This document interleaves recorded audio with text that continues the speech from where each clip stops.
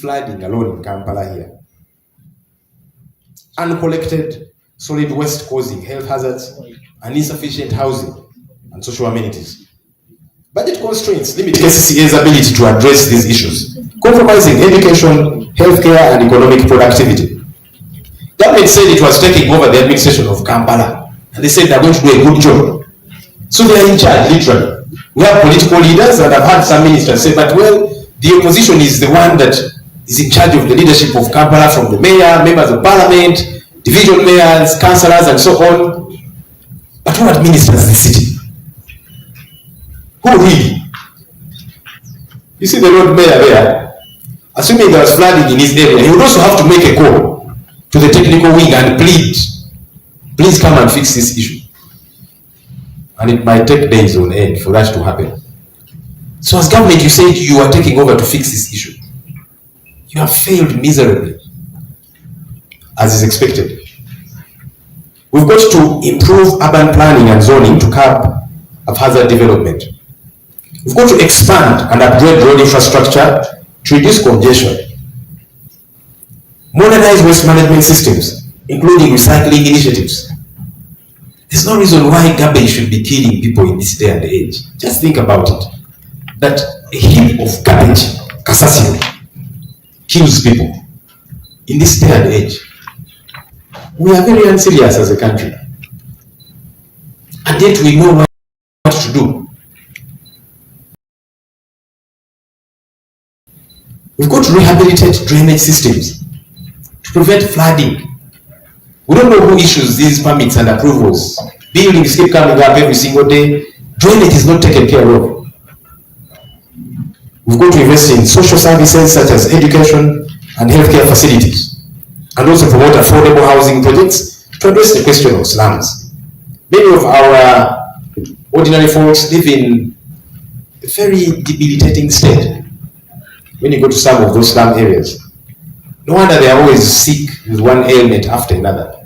And it is fixable if you are committed as a government. That's what we would do.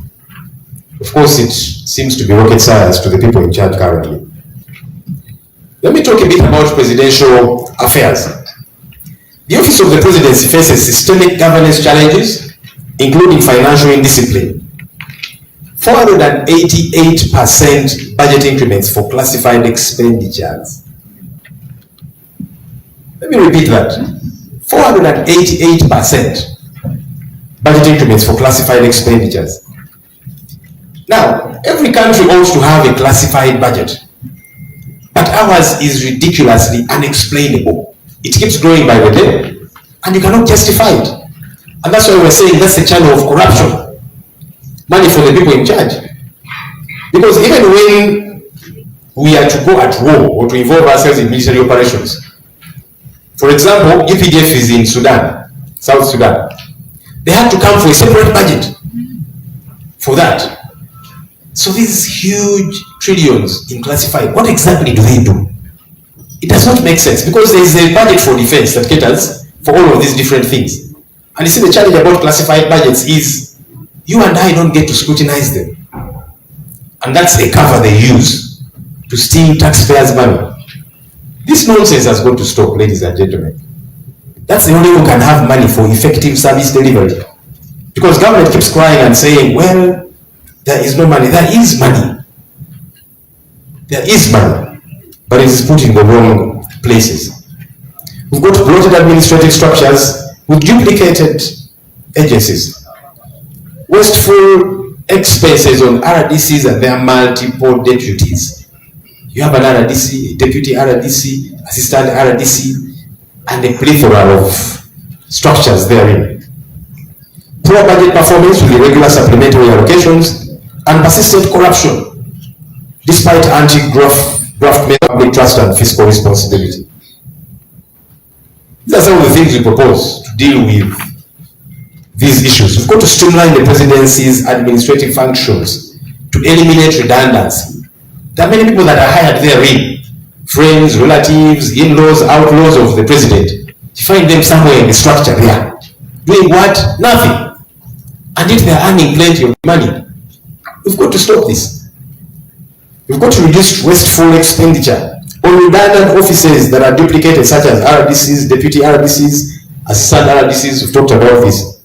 We've got to implement transparent financial management systems for classified expenditure. Yes, it is classified, but one, let it be justifiable, and two, let it make sense. There's got to be a form of accountability in that regard. Foreign affairs. Uganda lacks a coherent foreign policy with outdated mission charters that have been unchanged since 2014. Imagine that. And weak consular services. Thousands of migrant workers, especially in the Middle East, face exploitation, confiscated passports, and unpaid wages, with minimal embassy support. Unstructured labor agreements hinder labor export growth. We implore that this is done. One, that we develop a comprehensive and updated foreign policy framework. And you find our alternative in that big compendium. Do find time and read it, ladies and gentlemen. We've got to expand and modernize consular services to offer better support to Ugandans abroad. We've got to establish enforceable labor agreements to protect migrant workers. These are Ugandans, even when they're out of this country. Why should we abandon them? And we've got to rationalize diplomatic missions to optimize costs and impact. Justice and constitutional affairs. I'm just giving a summary of some of the sectors that are in that big compendium. You'll find time and read the others. Uganda's justice system faces a deep crisis marked by weak legal frameworks, systemic human rights violations, limited access to justice, high crime rate, and the collapse of the rule of law. The government has deliberately undermined judicial independence, leading to a constitutional crisis. Corruption remains rampant with no recovery of stolen public funds, while security structures fail to protect citizens. These failures, ladies and gentlemen, threaten social stability and economic progress. This is what we must do. One, strengthen judicial independence by increasing its funding and reducing executive interference. You will hear Mr. Museveni say, you judges will not allow you to take us back to the old days and so on. What happened to independence? Let them operate as should be. We've got to expand legal aid programs to ensure access to justice for all citizens. And also enforce anti-corruption measures to hold officials accountable. Then enhance human rights protections through improved monitoring and enforcement mechanisms. Science and technology sector. The science, technology, and innovation sector in Uganda faces significant challenges, including widespread corruption and mismanagement of funds, as evidenced by the lack of transparency in projects like Kira Motors, which was famed as the thing that is going to ameliorate Uganda. There's others like Banana Industrial Research Development Center. Many initiatives, such as Day Biopharma, received billions of shillings before proper agreements were in place, leading to wastage of taxpayer money. This Day Biopharma was given over 723 billion shillings. No agreement. This is a private entity. These are the fellows who promised us a COVID vaccine. You remember? They came huffing and puffing and saying, we have got the cure. COVID came and went. The cure never surfaced. When we visited the entity, they told us the following month we are going to begin producing medicines. It's now over 6 months. There's nothing happening there. And they're asking for more money. Ridiculous. And all of this is taxpayer money. There's no memorandum of understanding between government and this entity, a private entity. Government said they are buying shares. We asked, what's the worth? We asked the MD of this entity, what's your worth as a company?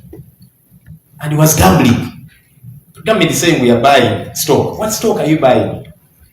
You know, when we say we have got a ridiculous government, some people think we are saying that for political, I don't know, excitement. But it's good when you look at some of the figures. That's how you know how ridiculous things are. Now, this Kira Motors, they promised to be producing 2,500 buses annually. The last we checked, they were producing 39. We don't even know where those 39 are. But they keep coming with a budget to Parliament. When we say, no, this money here is what we should put in healthcare, our colleagues on the other side, they say, no, you people are against development. We need to establish a national science technology law to regulate intellectual property and innovation commercialization. We've got to implement stronger accountability measures for government-funded projects. Let me talk a bit about the public sector. Uganda's public service faces systemic crises, not just a crisis, but crises, plural, including severe brain drain due to uncompetitive salaries, corruption-ridden district service commissions selling jobs to unqualified candidates, and a bloated bureaucracy with 295,000 unfilled positions. The sector suffers from discriminatory remuneration, outdated manual systems, causing pension delays, and a grossly, and this might annoy some of you, a grossly oversized parliament. Colleagues, we are 529 members of parliament for 46 million people. That's not right. I can see some of you looking at me angrily, but it's the reality. It is the reality. You have so a parliament this huge. When we all show up in parliament, we actually don't have where to sit. People stand, others sit on other people's laps, and we are there. They've been promising to build, to complete the new chambers. I think the initial completion date was 2019. We are in 2025. Every morning as I climb to go to my office, I hear people knocking things with hammers. But we don't know what progress is happening there. But they will knock to make you think they're doing some work. That is Rocco, by the way, which was given taxpayer money. And there's nothing happening there. But I'll tell you what I think. Parliament spends billions of shillings to rent offices for all of us as MPs, all staff, Kingdom Kampala, Development House, and so on. Billions of shillings. Could it be that the owners of these facilities are probably, in one way or another, engineering the delay of our chambers? Because for as long as our chambers are complete, Parliament will not be spending billions of shillings to hire offices for MPs and staff. No. But we are in 2025, and there's not much happening there. Your guess is as good as mine, ladies and gentlemen. And of course, in addition to that, we have got dozens upon dozens of presidential advisors, many of whom never meet him at all. You normally see them saying, now that I've got you at this function, let me tell you what I have to tell you. And a few, when he meets them, he's the one advising them. These things have got to change, ladies and gentlemen. Got nearly 100 ministers. Whenever we need them in parliament to respond to critical issues, they are absent. But they are there. See some ridiculous fellows. And I'm saying ridiculous fellows because of the way they talk and operate. And they are there also, honorable minister. This drama has got to change if we want to have a better country. Ladies and gentlemen, we've got to establish a National Salaries Review Commission to ensure fair and competitive pay for public servants. That's something that has got to happen. So that even the salary of members of parliament is determined by this same commission. And everybody else. That's how you grow a country.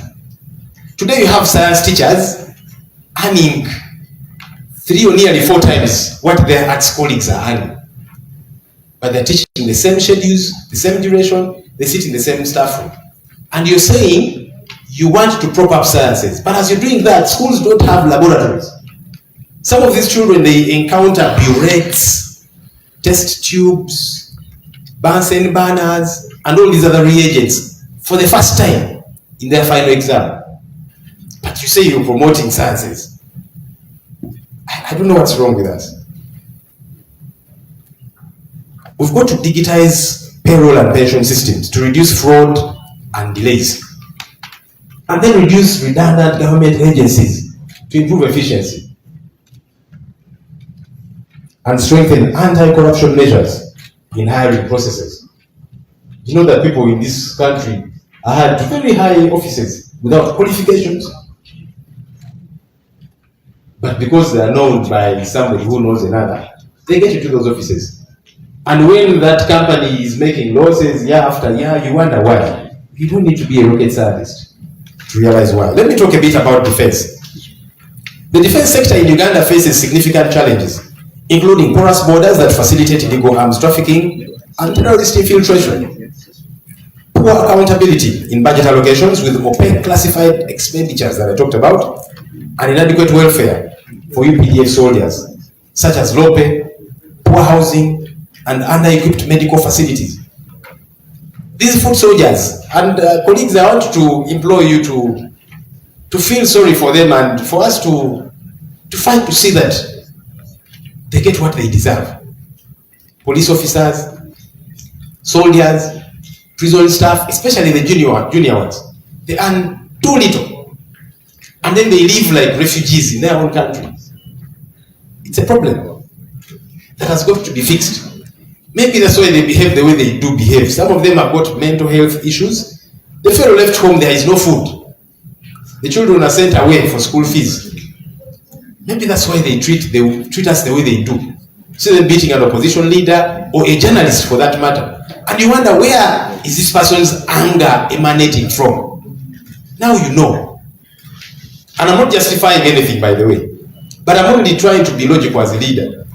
That you don't expect people who live this way, who are treated this way, they will find, because they will not go after their bosses. They'll come after the population because they're angry and hungry. We've got to change this as a country. We have got the UPDFs in discipline, rather discipline and professionalism, that are undermined by politicization and lawful civilian trials in military courts. Very problematic issue. Even after the Supreme Court says the court-martial should not try civilians. We have several of these, our young people that are still held in jail.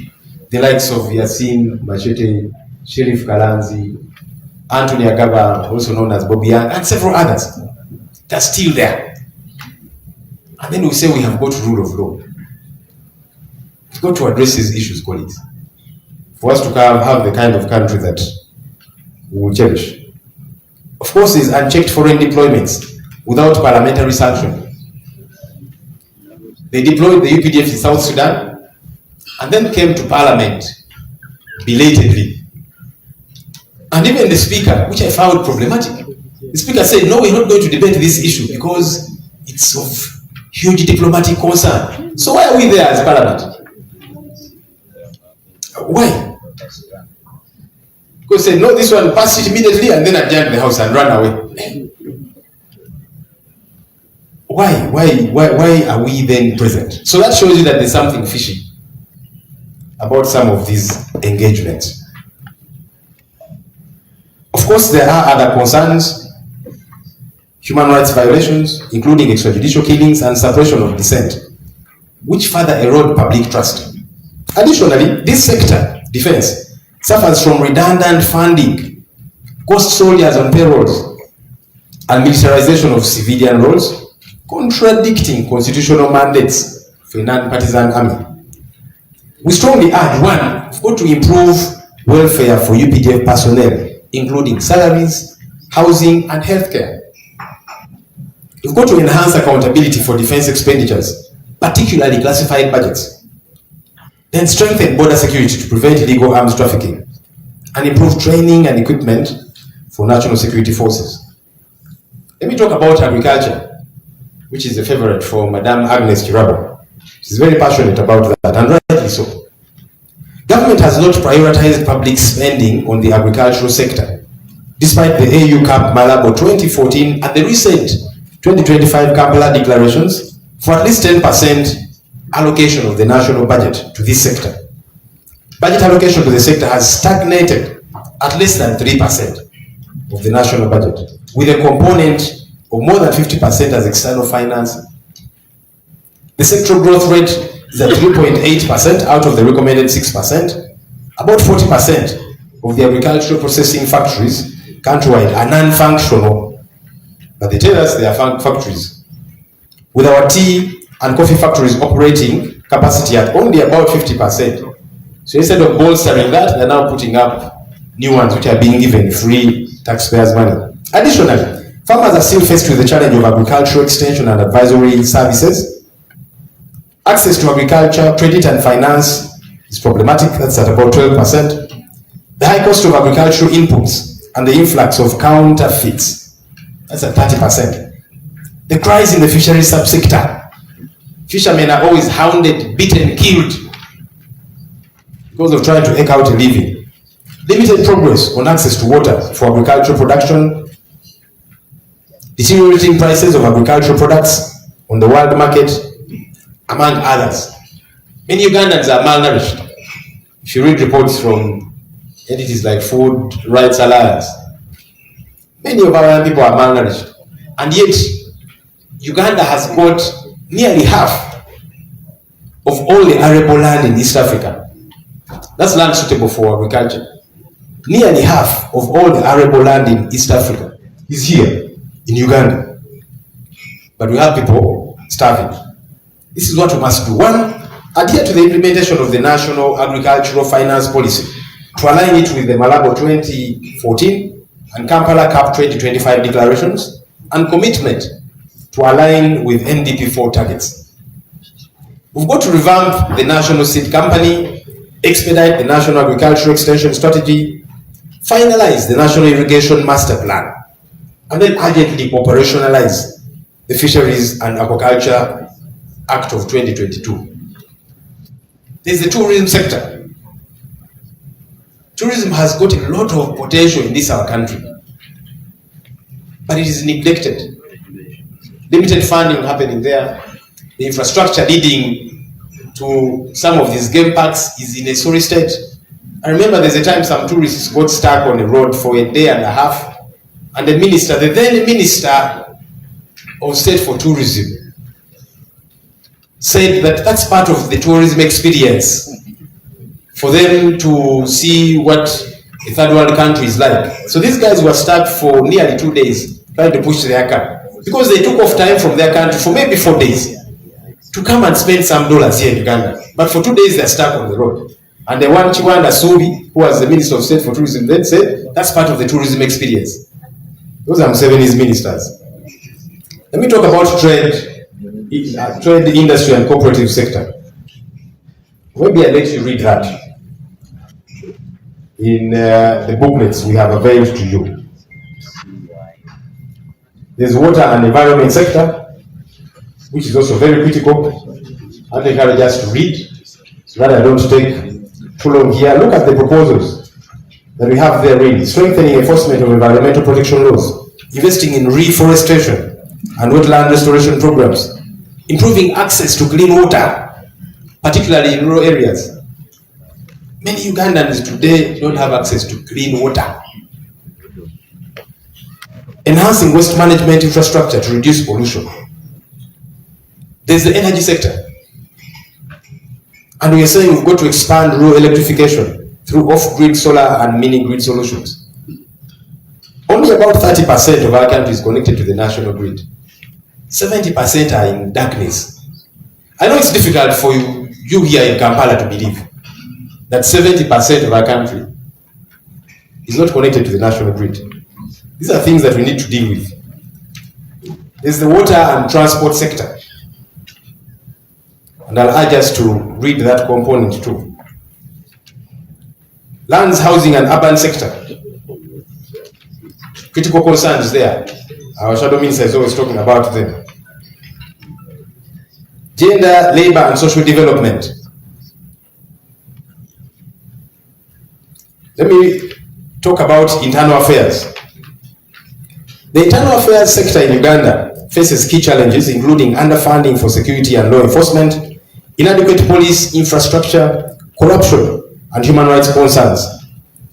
Other issues include slow service delivery in immigration and national identification processes, risking cyber and congestion in correctional facilities due to case backlog, unlimited rehabilitation programs.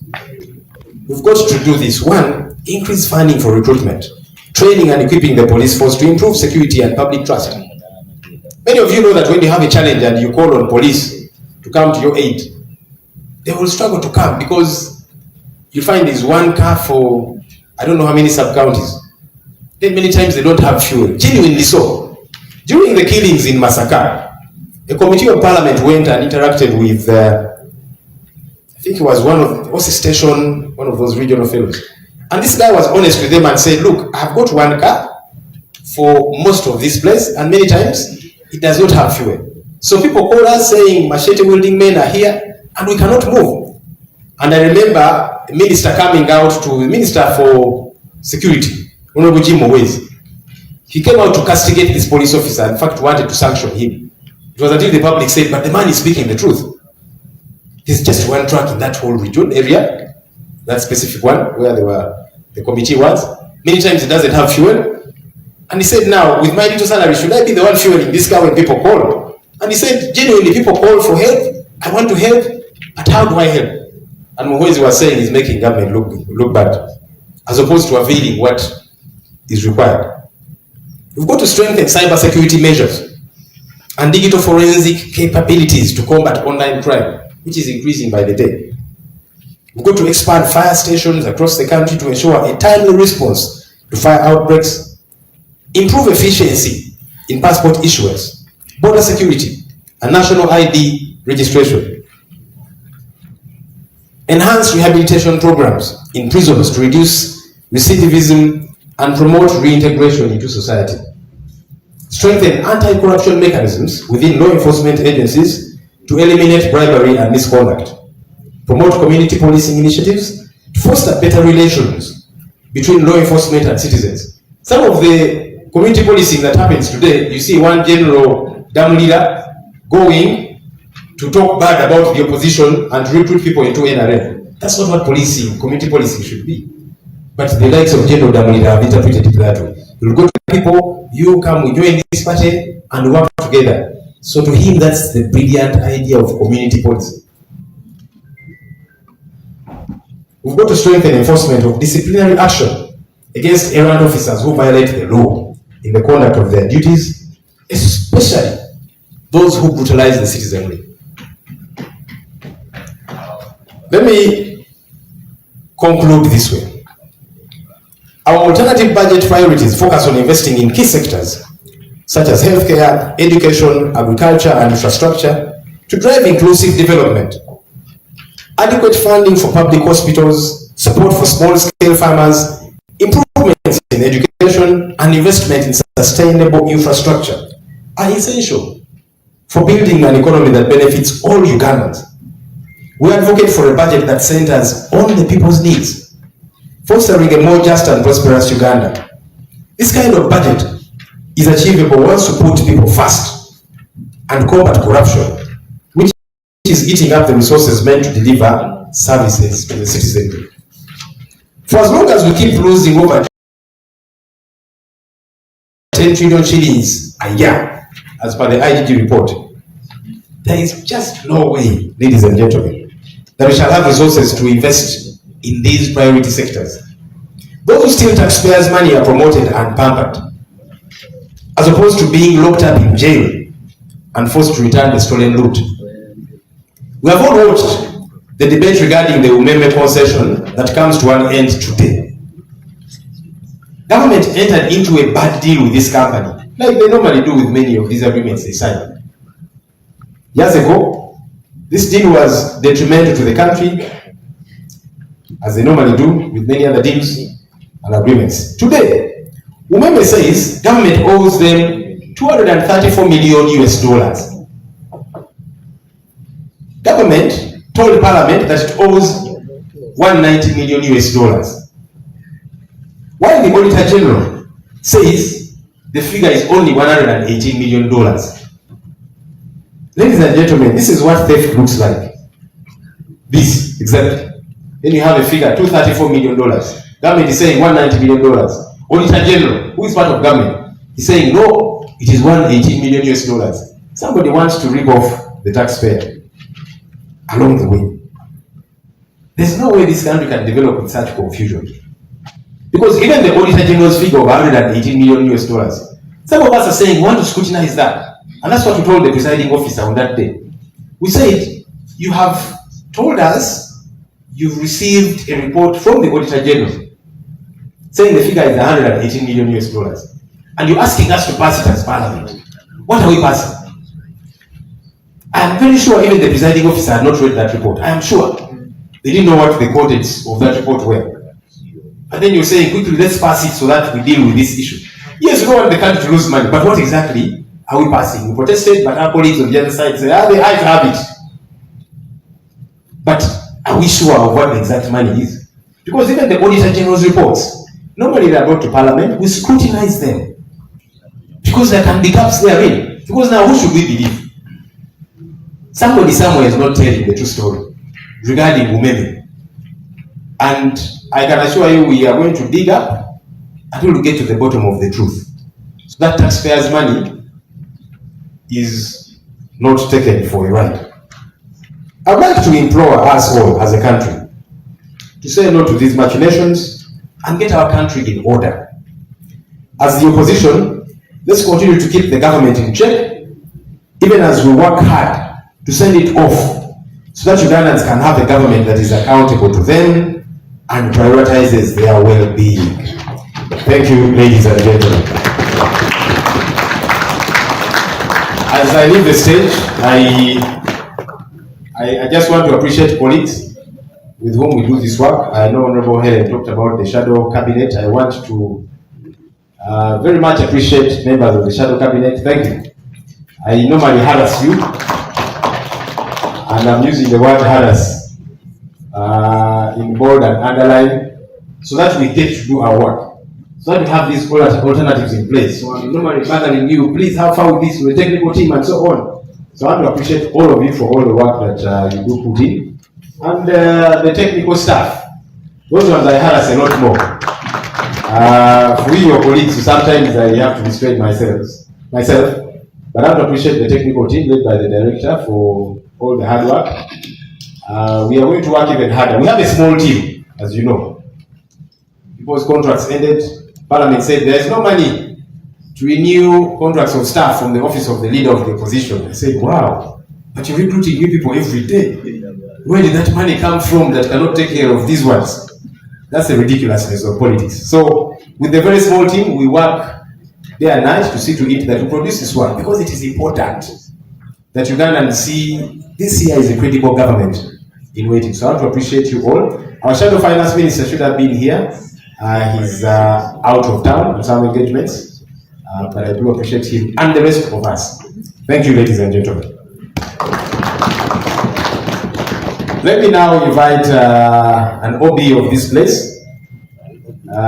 He was here quite briefly, but he was around. And his presence was felt. The leader of the National Unity Platform, the Honorable Kyagulanyi Robert, please come and speak to us.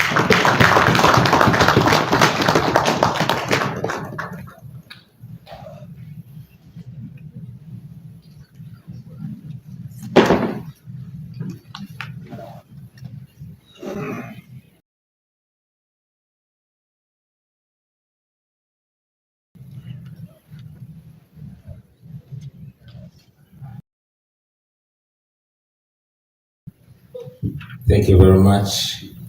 Our able leader of parliamentary front,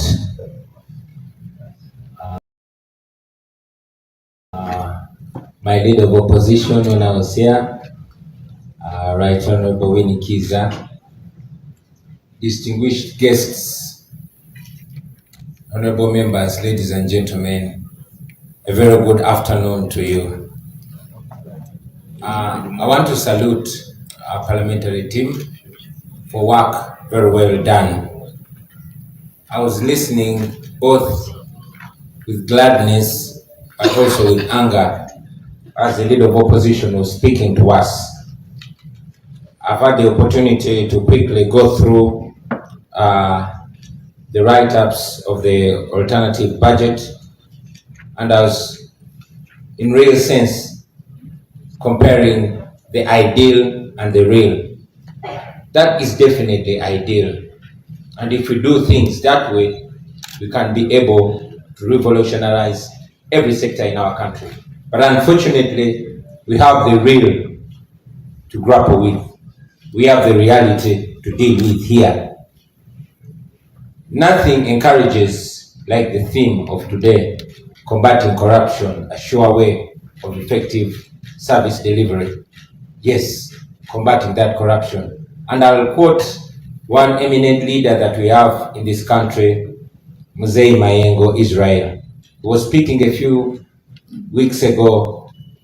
He said, and I agree with him, that back in the day, President Obote noted that the problem of Uganda and Africa generally is reduced into three things.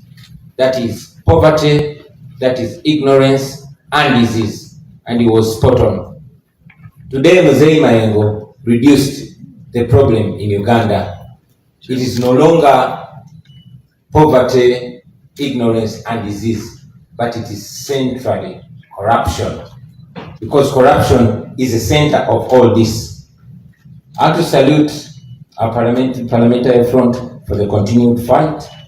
And ladies and gentlemen, indeed there's no better place to talk about corruption than here, the Parliament of Uganda, which has distinguished itself in recent days as the high temple of corruption.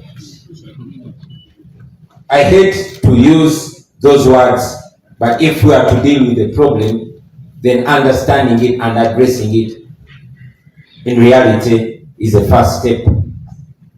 This parliament has had the most outrageous scandals recently. In recent times, we've seen the Speaker of Parliament with impunity siphoning taxpayers' money. In recent days, we have seen this parliament doing unprecedented things. We've seen in this parliament the Speaker of Parliament and government ministers sharing iron sheets meant for the poorest of the poor in Uganda. It is in this parliament that we've seen the leader of opposition rewarded before he works. It was in this parliament where we saw that so-called service award. And it is this parliament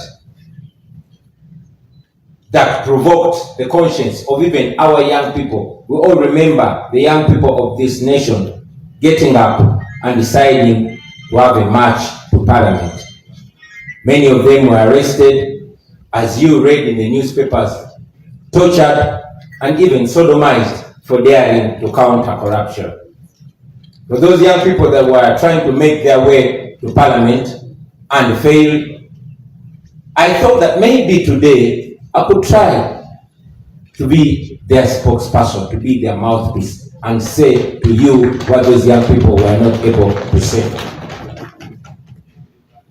Friends, corruption, I think, has become cliche. It has become, corruption is too cool a name to give to what is being done. A while ago, the head of Transparency International defined corruption, and I agree with him, as the cold and calculated robbery of a people's future, of people's opportunities. And I agree, because it is corruption that has stolen the future of the people of Uganda. Many of you who are under 50 have seen that corruption has robbed all your youthful and useful days from you. Corruption has stolen the vision of Uganda from the people of Uganda. I could go on and on and on about corruption, since we Ugandans all know that our country ranks number 140 out of 180 countries, the most corrupt. That means we're only 40 countries shy from the corruption trophy. A situation where we lose almost half of the revenue collected in Uganda. That corruption should be, looked at as a corruption in crisis level. We are in trouble because of corruption. the Inspector General of Government, the current one, Betty Kamel, who we expect to most understand corruption, defined it, simplified it a few weeks ago in an online video, and I agree with her. She once again told us that we lose to the tune of 10 trillion. I believe it could be more to corruption. But again, she goes further down to us and tell us that out of the 45.9 million Ugandans, it is only 350,000 Ugandans that are in that circle. Now, these are not the people controlling the country or our economy. These are just a group of people that I would call enablers, including some of you members of parliament, including all the people that are being used. But again, she goes further to show us that a small group of people that are even 10% or less of the enablers, that is roughly 35,000 people. This is a small group of people that is milking the entire country, and we all know these are the people that have decided that our country is supposed to go down the drain. Let us imagine what 10 trillion can do. A little while ago, we were imagining what that money can do if corruption was stamped out. 10 trillion lost every year. Imagine what that money can do to our road network. Imagine what that money can do to our hospitals and health centers. Imagine if we set out to use that money to transform our schools. Unfortunately, that money goes to a few. So as we stand here, ladies and gentlemen, we should reflect on so many things that have been said. Otherwise, we'll continue saying it and saying it and saying it. Recently, we lost one of Uganda's international journalists, Shaka Sari, and he was quoted to have said that one of the biggest achievements of the Museveni regime is institutionalizing corruption. And that is true, because we all can realize that corruption is a currency in this regime. Corruption is used to reward the corrupt and to silence or even eliminate those that are fighting it. It is the sure way of General Museveni to hold on to power. And now we are at this parliament, I can even dare say that this our parliament has also been reduced. This our parliament, just like the Museveni regime, it attracts the worst of characters and corrupts the best. It is my hope and prayer that our leadership here will not be compromised like it was a while ago. So I want to implore all of you, friends, that you are supposed to be the voice of those people, the majority, that are overtaxed but receive zero or very limited services from the government. I want all of you to know that it is possible if you stand firm. It is hard to stand firm. Our leader of opposition said one time, and I agreed with him, that when you fight corruption, corruption fights back. I just want to assure you, friends, that for those of you who fight corruption, you will never fight alone. We, the people of Uganda, will stand with you. We will back you up. We will fight with you. And as we are taught, the people united cannot be defeated. You won't be defeated. Finally, friends, I also want to mention that corruption, on a close analysis, is but just a symptom of a bigger problem. And that problem is misrule. That problem is dictatorship. That problem is a rulership, not a leadership. A rulership that has no account, that does not feel obliged with the people and is not answerable to the people. Friends, when you see flies hovering over a mess, you don't just spray the flies. You remove the mess and the flies will go away. We need to remove this dictatorship and corruption will be history. Thank you very much for having me.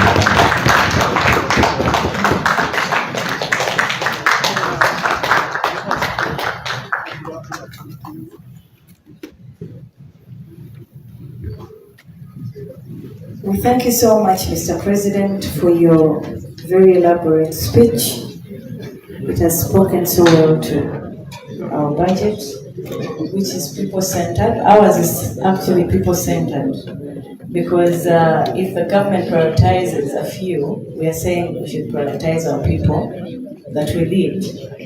When the leader of opposition talked about the country not being serious, or our government not being serious, I remember in Kalangala we got a cyclone wind, and most of our houses were displaced. People were displaced, people died, property was destroyed. We managed to get the Minister of Disaster Preparedness to get to Kalangala, but she was not prepared herself. The ministry was not prepared. They had nothing in stock for the people of Kalangala. So one wonders how serious this government is. So I was also wondering, because we are not serious at all. If we are ready, we as the opposition, I think we should take over government, because I think we're serious, because we have able leaders. Thank you so much, Mr. President, for your speech, and we're very much gratified.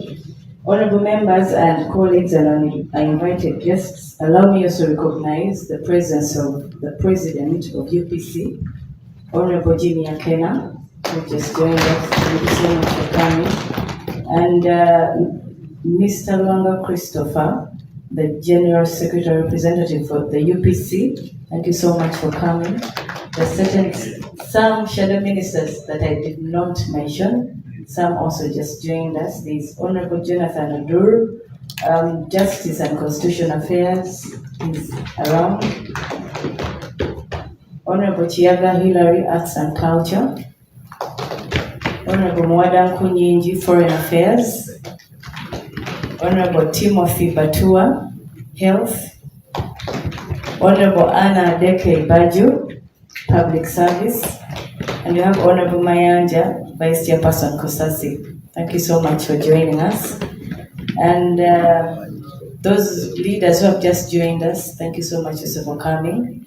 We very much appreciate you. Allow me at this juncture to invite the one and only. This lady is one of our mentors. I have looked up to her, and other women, of course, but she's the recent one. She's one of those people we look up to in politics, especially with the women. She's my sister, because they say we look alike. When she comes here, you will notice. Allow me invite the former leader of opposition, the Honorable Winnie Kiza, and I think we should give her a round of applause, because she was such a very powerful and still a very powerful woman of this our generation. I thank you.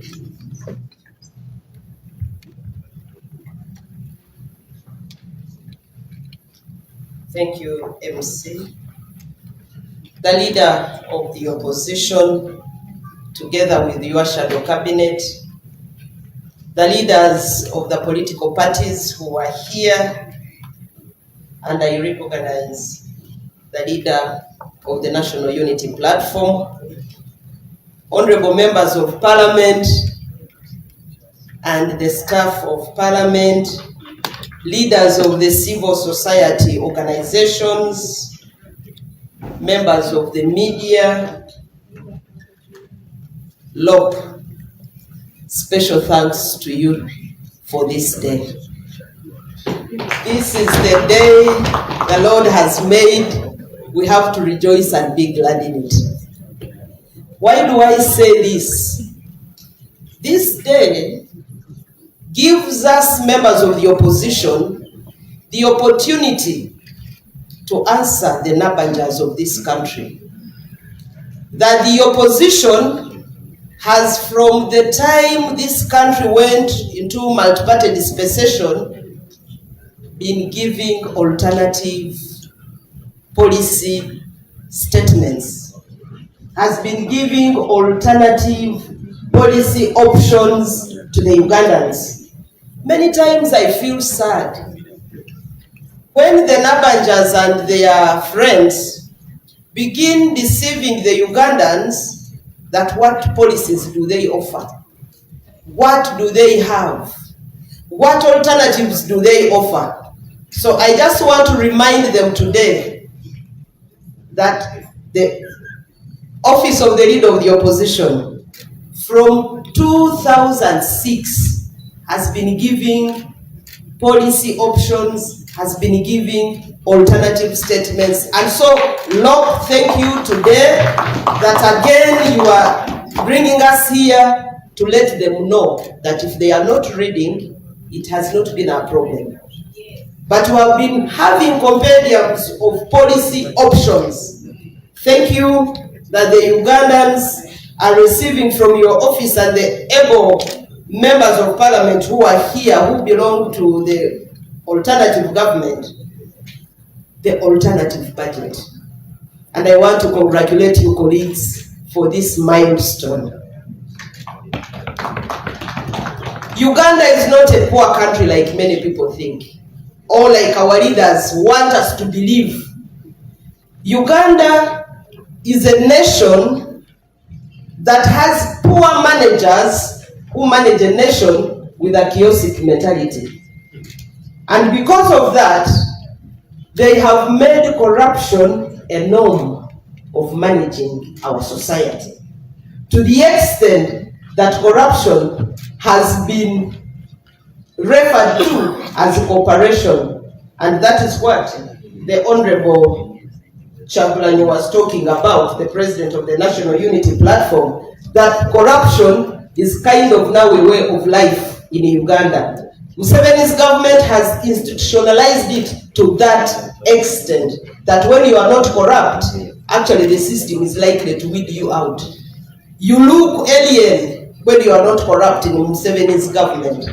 And today, leader of the opposition, with the theme that we are running for this year, we want to tell all Ugandans that together we can fight this corruption and make Uganda a better place for all of us, where people with the taxes that they pay can see services getting closer to them. And yes, I know it can happen. The Auditor General's report of 2023-2024 alluded to the fact that over 316 billion is lost in the medical field due to corruption. And this is out of expired drugs. Can you imagine a country having expired drugs when Ugandans are dying because of lack of medical supplies in the countryside? Over 316 billion going to waste because of corruption. And we know that health nations are built by health populations. And so if you can just not even be mindful enough of a population that you lead, would you really be worth it being called a leader? And I concur with what His Excellency Kyagulanyi said, that it's misrule that is bringing us the far that we have gone. And it's our responsibility to make sure that we fight the mismanagers of our nation. I know that majority of us here went through thick and thin to get to your positions. Just the recent experience of Kawempe tells you where we are going. A lot of money wasted for people to make their decision. And that even when people have made their decision, you still waste a lot of taxpayers' money. You abuse people, you assault people, you insult people, you break people's ribs just because there is an election. What a shame for our leaders. But all this is due to corruption. You know the amount of money that was lost in Kawempe. People, instead of talking about the issues that affect the ordinary citizens, they went on abusing members of the opposition. They have no agenda. They have no agenda. If you have an agenda, why don't you give it to the people so that they can vote you? We know that Museveni's agenda is impoverishing the citizenry of Uganda and making sure that we all remain in this poverty, because it is this poverty that he uses to hold us hostage in our own countries. Can you imagine a country where levels of employment are very low and that agriculture is the biggest employer of citizens of Uganda, but even agriculture, they still tamper with it? A report from the Ministry of Agriculture indicated that over 445 billion was wasted to corruption out of abuse and misuse of essential inputs in agriculture. And yet I thought that if there is any government that is worth being called a government, would have been so keen on ensuring that they provide water for production, they ensure that people who are involved in the agriculture subsector get the best of what they want. Because this is one of the most employers of our Ugandans, but they still swindle the money from the farmers. What a shame. Leader of opposition, thank you for giving us this opportunity today to let the country know that Uganda is not a poor country, and for Ugandans to understand that corruption has devastating effects on human capital development and social equity of our nation. So the better we fight it before all of us are consumed by this sag of corruption. Ladies and gentlemen, I would not want to take you far because you all know what is happening. Much of the money that is wasted is our money. It's money that you and I pay in form of taxes. When they are wasting it, they don't want to let you know that it's your money. When I was still here as member of parliament, actually towards the end of our term, Uganda gave a contract to a company which was going to do roads in Congo. I kept asking myself, how do we begin doing roads in Congo when our own roads are still very poor? It's like giving food to the neighbors when your own children are sleeping hungry. And I kept asking myself, yes, it could be that we are getting businesses from Congo. Yes, it could be that possibly we are chasing security. But doesn't it also concern us that these roads are some form of insecurity to our own countrymen and women? Some of the roads that we are supposed to be worked on, I saw a clip of tourists sleeping in the middle of my road, the one taking me to my home from Chikorongo to Bwera. Tourists are taking photos in the ditches. Ugandan roads are becoming tourist attraction sites because of the way they look. Not that they look well, not that really everybody is admiring them, but because of the pitfalls that we have. The potholes that we have are making our roads tourist centers. And then you stand here and you say, I'm a leader of a country, I've made your country look great, you've managed us for 40 years, and in 40 years, we still have dilapidated roads, we still have roads that can be used as graves. What a shame. And all this is due to corruption. So having a theme that talks about combating corruption as the only sure way to effective service delivery is a welcome idea. And I would like to equally call upon all of us here, stakeholders, Ugandans, let us make this our issue. Corruption hits all of us. I know that wherever you go, because of corruption, you are now the targets. People begin asking you, honorable our roads, honorable our roads, and yet you and I contribute to a central pool where we think that our managers, the managers of this nation, the so-called leaders at the higher level who control taxes, are supposed to answer to some of these concerns. But now it is you who is being asked why the roads are not made. And yet for you, you have done your duty. Continue shouting, continue making noise, continue bringing these issues out. Someday, we shall overcome. But what I know, just like His Excellency, the President of the National Unity Platform said, the only way of ensuring that these ills are done away with in our society is by changing leadership. Because everything else rests upon leadership. We may speak and speak until we change the leadership of this nation. There is nothing much we can do. The only thing is to work harder and ensure that we change leadership of the nation, we get there and give better service, quality service to the population of Uganda. And I think that's why we are here today to say that even when they don't believe us, we can do it. And we have shown them that for us, we are ready to fight and make Uganda a better place for everyone.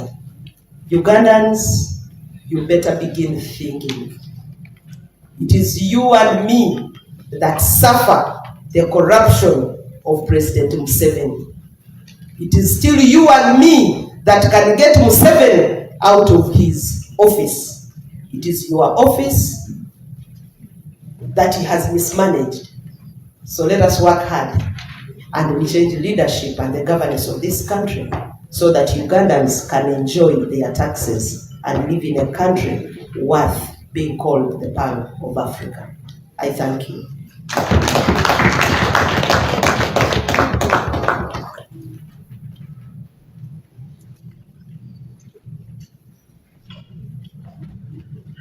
Thank you so much, the Honorable Winnie Chiza, our former leader of the opposition. Honorable members, colleagues, and our guests, allow me also to introduce to you the Honorable Betty Narima, Shadow Minister for Local Government. She also joined us. Honorable Flavia Nabagare, IPU. There's Honorable Karwanga Chams, Commonwealth Parliament. Thank you so much for coming. I think this just allow me to introduce to you one Miss Agnes Tirabo. She is the CEO of, she's the Executive Director of Food Rights Alliance. She has represented all the CSOs and she's going to give us a brief speech about our budget for today, and then I'll give you the next program after that. I thank you so much. Honorable members and colleagues, there is a cup of tea. If you want to use some, refreshment, please have a cup of tea. Thank you. You're welcome. Okay. Thank you so much, Honorable. The Leader of Opposition, Honorable Members of Parliament, distinguished guests, ladies and gentlemen. Agnes Kirabo is my name.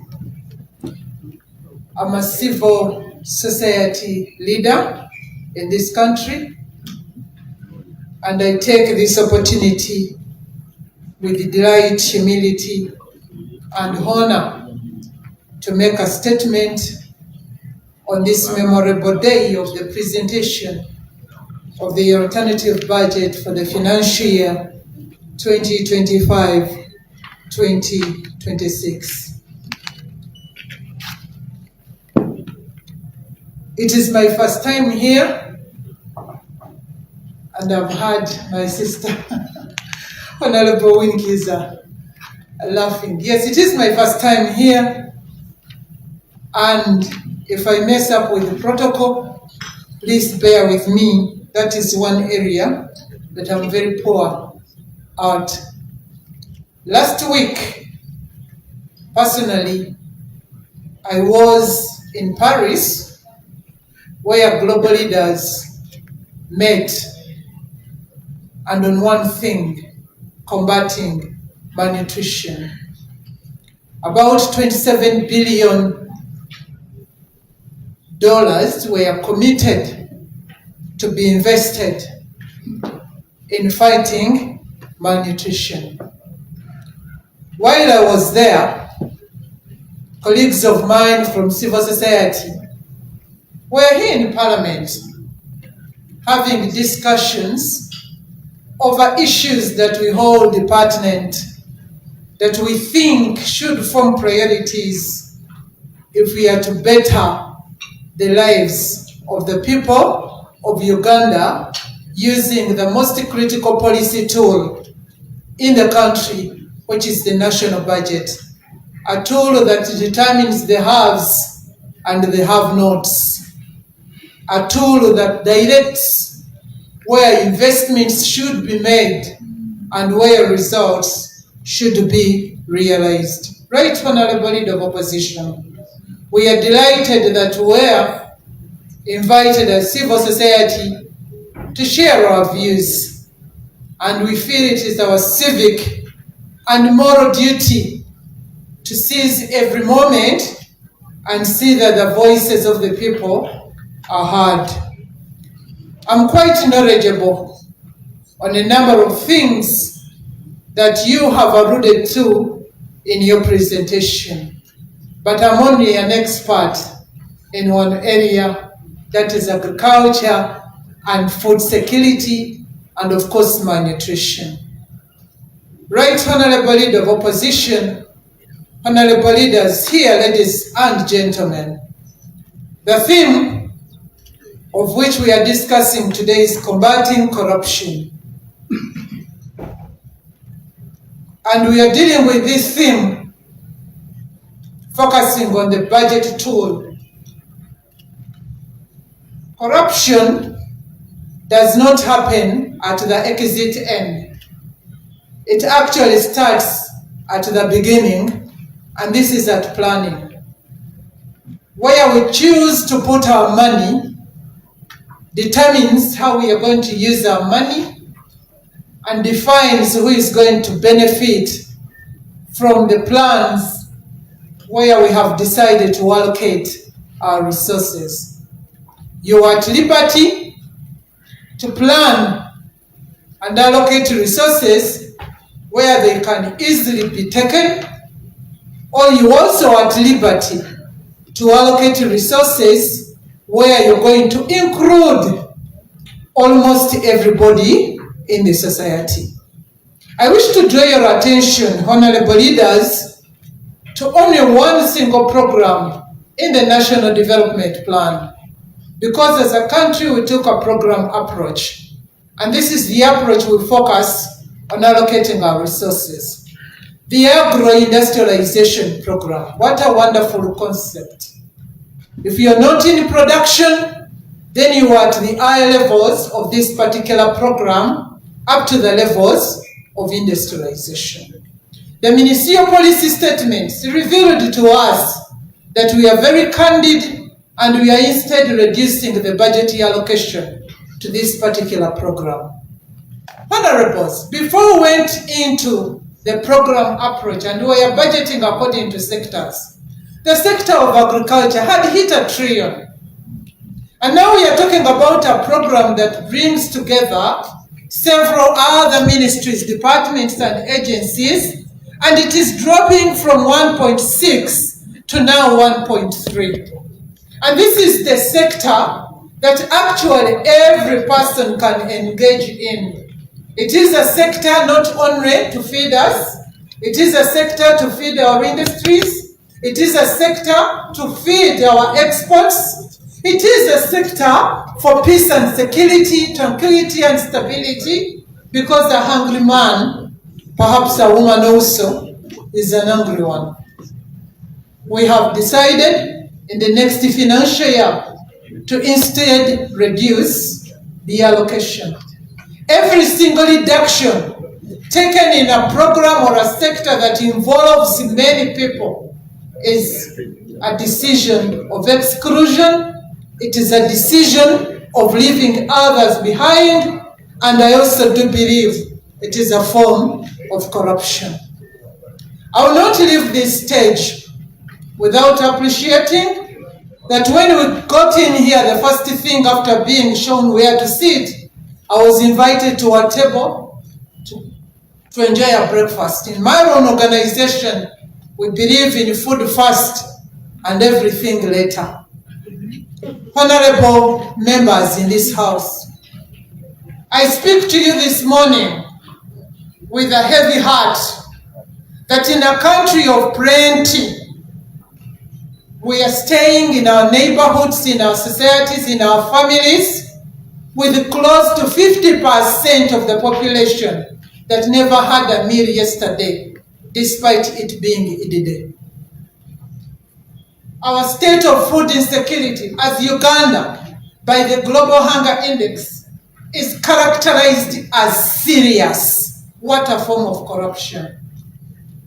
Corruption is not about theft of resources, but also neglect of the basic to humanity.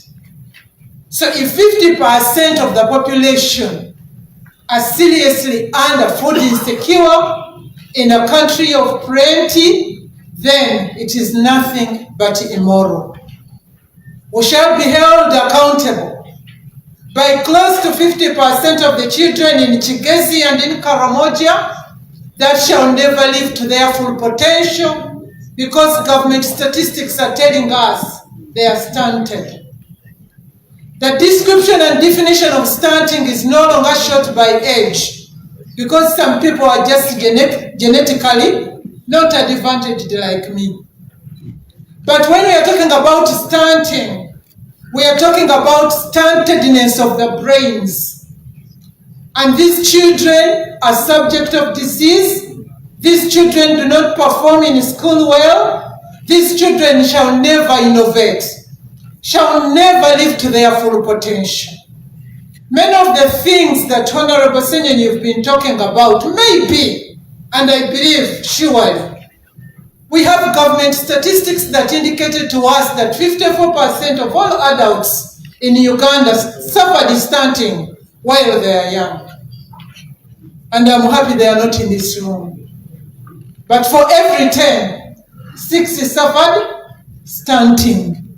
How much are you expecting from such a population?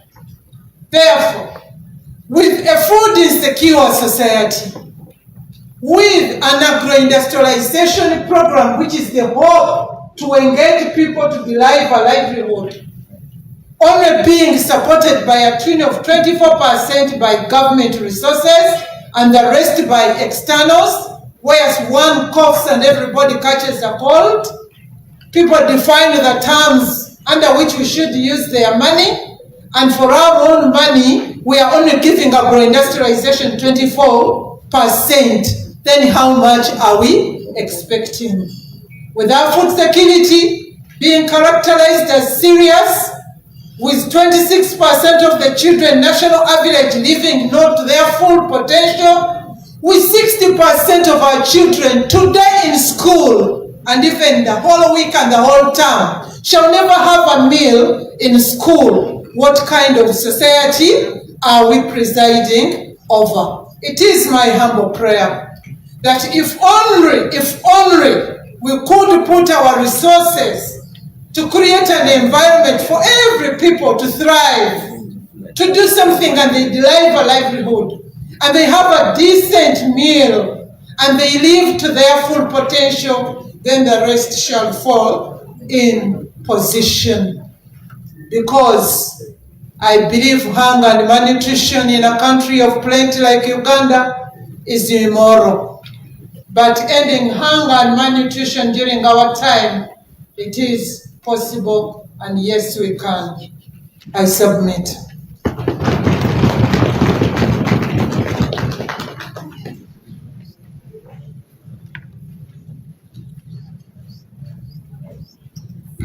Thank you so much, Ms. Agnes Chirabo, for very well representing the CSOs.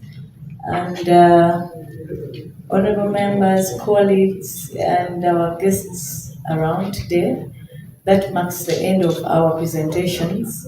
Today, we said we were going to have a short and brief presentation about alternative budget priorities for the financial year 2025-2026, and that's it. Allow me now inform you that we are going to have the party presidents around launch the alternative budget booklet, and after we shall have a picture of them, and then a picture of the shadow cabinet and all the members of parliament present, and we call it a day. Thank you so much. So I'm going to invite the Honorable Robert Kyagulanyi Ssentamu, the President of the National Unity Platform, the Honorable Junior Kena, UPC President, the Honorable Arias Lukoola, the President of the PPF, the Honorable Saddam Gaida, PPP, the Honorable Haj Mohammed Chibirige, Jema, the Honorable Luchamzi. Please join and let us have the launch of the booklet, and then we will have a picture. Thank you.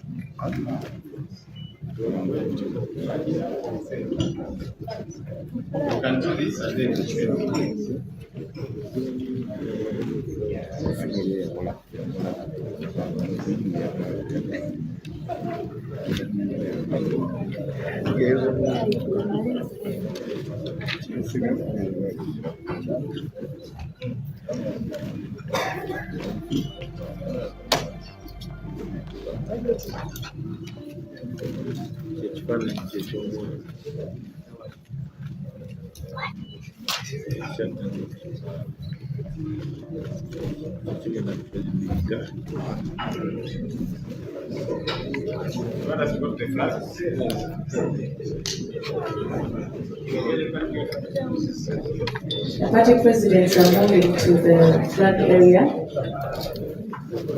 led by the leader of the opposition, the Right Honorable Ssenyonyi. And the book shall be launched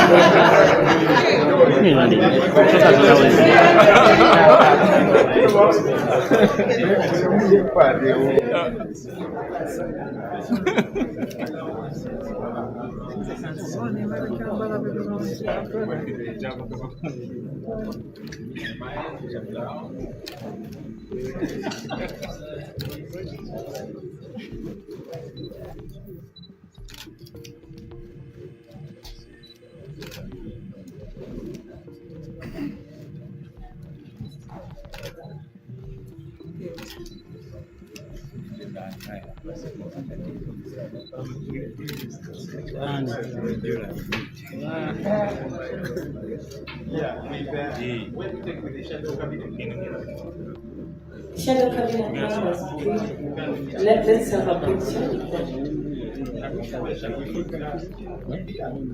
Shadow cabinet officers, go to the flag area, please. Photo moment.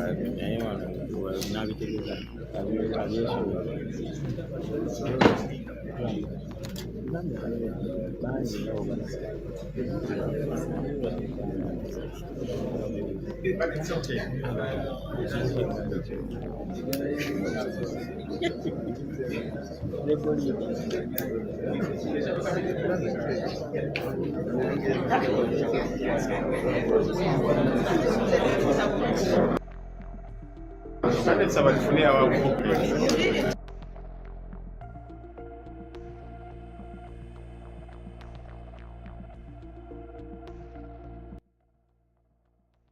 Webale kulaba KKTv Uganda.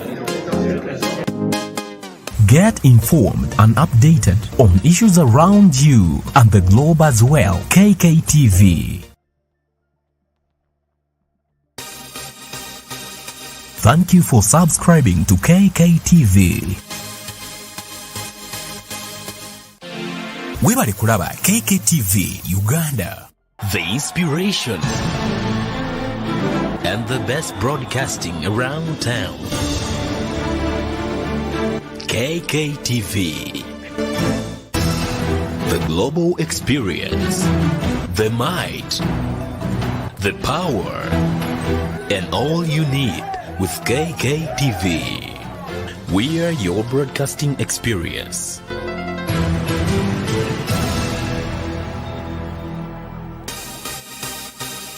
Thank you for subscribing to KKTv.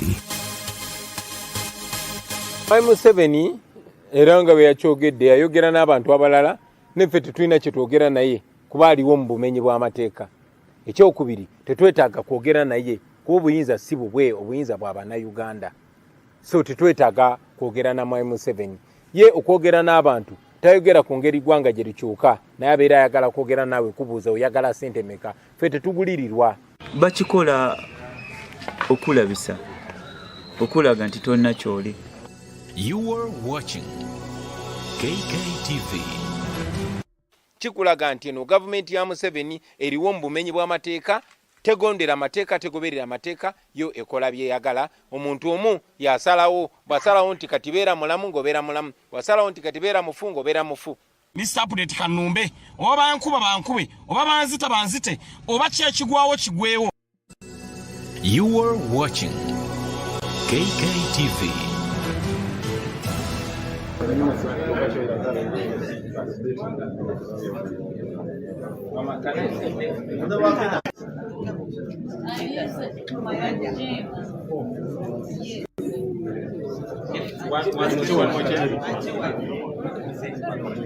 Ate side y'ekyengo yali.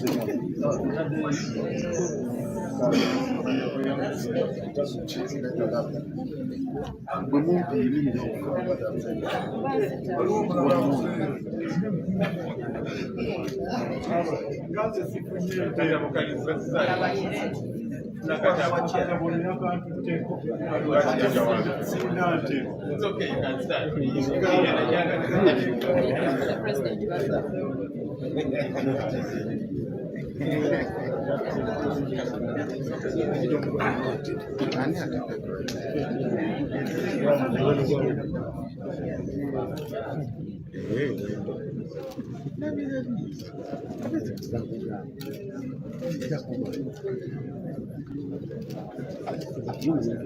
And the others?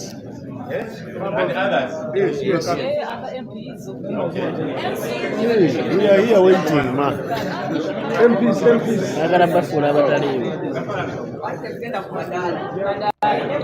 No, I think we... The members of parliament, please, let's just enjoy the picture. All of us. Members of parliament. Okay, all of us are going to have the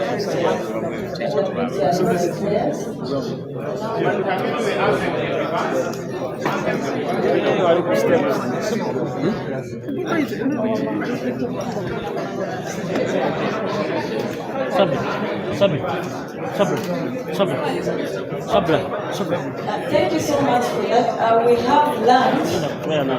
Dear honorable members and colleagues, we have lunch. Jona togenda kubeera na live naye nkwatira mpaka wabweru.